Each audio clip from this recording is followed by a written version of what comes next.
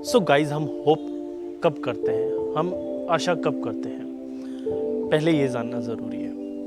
पहली बात, आशा हम तब भी करते हैं जब हम किसी चीज़ में श्योर नहीं होते, जब हमने अपना परफॉर्मेंस अच्छा नहीं दिया होता है। जैसे मान लीजिए कि आपने एक एग्ज़ाम दिया, आपका एग्ज़ाम आपके हिसाब से ठीक भी था, ख़राब भी था, पर आप ये श्योर नहीं होते कि हाँ मैं ये एग्ज़ाम ज़रूर क्रैक कर लूँगा। तो आप एक होप रखते हैं कि शायद मैं पास हो जाऊँगा, पर आप श्योर भी नहीं होते।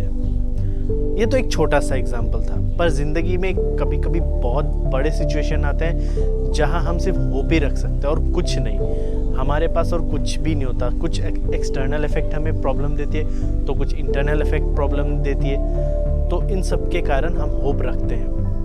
तो होप का मतलब ये नहीं होता कि आपका सब जितनी सारी तकलीफ़ है वो फ्यूचर में ठीक हो जाएगी। हम होप इसलिए रखते हैं क्योंकि हम अपने दिमाग को थोड़ा शांत रखना चाहते हैं। हम उस सिचुएशन में लिपट के गिर के हम तकलीफ़ नहीं पाना चाहते हैं। पर होप एक अच्छी चीज़ भी होती है क्योंकि होप हमें मूव ऑन करने में हेल्प करता है। सो गाइज, होप को कैसे रखा जाए? तो होप को रखने का कोई तरीका नहीं होता, ये एक नेचुरल प्रोसेस है। पर मैं आपको एक स्टोरी सुनाना चाहूँगा जिसको सुन के आप थोड़ा मोटिवेट हो और आप भी कभी हार ना माने और होप पे डटे रहे। देखिए, आपने वर्ल्ड वार 2 का तो नाम सुना ही होगा और आप हिटलर को तो जानते ही होंगे। तो हिटलर ने कुछ कैंप बनाए थे जिनको हम कॉन्सेंट्रेशन कैंप के नाम से जानते हैं आज।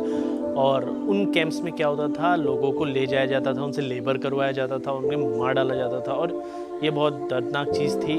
तो मैं इसके बारे में ज़्यादा नहीं बोलूँगा। पर उसमें से सबसे जो भयंकर एक कैंप था उसका नाम था ऑस्विट्स, जो आज भी अगर आप जाएंगे और उसके बाद पढ़ेंगे तो आपको बहुत बुरा लगेगा कि वहाँ क्या हुआ था। तो हमारे जो एक डॉक्टर थे जिनका नाम विक्टर फ्रैंकल था, उनको कॉन्सेंट्रेशन कैंप में ले जाया गया था। और कॉन्सेंट्रेशन कैंप में उन्हें एक लेबरर की तरह यूज़ किया था, उन्हें काम करवाया था, उन्हें खाना दिया नहीं जाता था। कुछ 2 या 3 आउंस नहीं, मैं भूल गया, पर इतना ब्रेड दिया जाता था कि एक चूहे का पेट भी ना भरे। तो सोचिए कि वहाँ कितनी तकलीफ़ होती थी। तो मोस्ट ऑफ द लोग वहाँ पे सुसाइड करके मर जाते थे या भूख से मर जाते थे। पर जो हमारे विक्टर फ्रैंकल जी की सोच थी ना, वो अलग थी। वो कहते हैं कि आपके सफरिंग में, आपके दर्द में एक कारण है। अब जो आप दर्द झेल रहे हो वो कोई ऐसे ही नहीं है, उस कारण का कुछ तो आउटकम होगा, तो उस दर्द को सही है। और उन्होंने कहा कि उस कैंप से वो ज़िंदा निकल जाते हैं बाद में। तो जब उनसे पूछा गया कि आप वहाँ से कैसे ज़िंदा लौट पाए, तो उन्होंने कहा था कि मेरा एक ही होप था कि मैं जब बाहर आऊँ मैं अपने साइंटिफिक रिसर्च फिर से करूँ।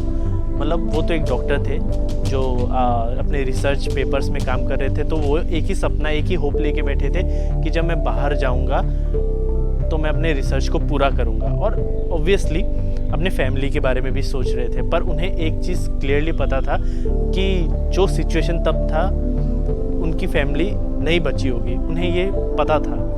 तो इस स्टोरी, ये मैंने जो बोला था, ये मैंने एक बुक में पढ़ा था जिसका नाम है मैन सर्च फॉर मीनिंग।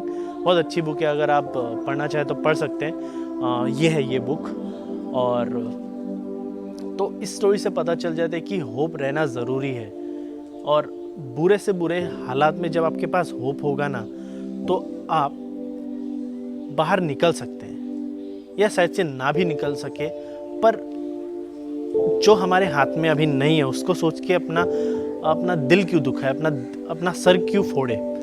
पर देखिए, अगर आपके पास आपका लक अच्छा हो तो आप निकल जाएंगे, अगर नहीं है तो आप नहीं कर सकते।